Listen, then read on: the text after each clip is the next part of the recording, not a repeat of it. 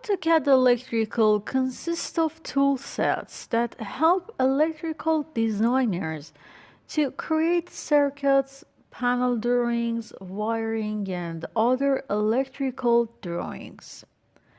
To get started with this software, first of all, I'm going to show you how to open a new drawing and explain about the other part of this software. For creating a new drawing, we can use AutoCAD menu, which can be seen here. After clicking on it, we need to select New. A new dialog box, which is named Select Template, will be open and it includes the templates instances. Templates provide us predefined items. For example, our default template, which is AutoCAD DWT, has measurement criteria, inches and foot, which is named Imperial, and if you want to use metric measurement criteria, you can select ISO template.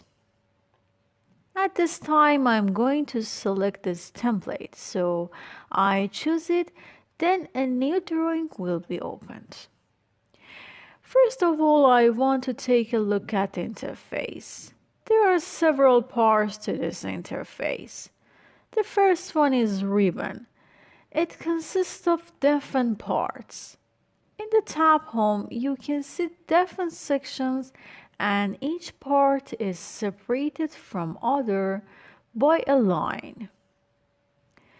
In the left side, you have Project Manager and Details. Project area contains list of projects and drawings. In the bottom section, we can see Command section. Here you can type the name of the command and use it.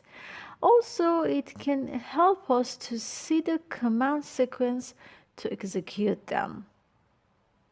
Instead of clicking on each command, you can type the name of it in the command section.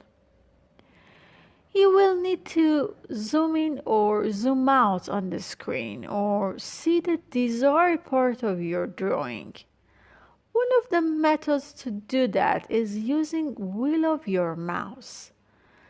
Scrolling the mouse wheel makes it possible to zoom in or zoom out.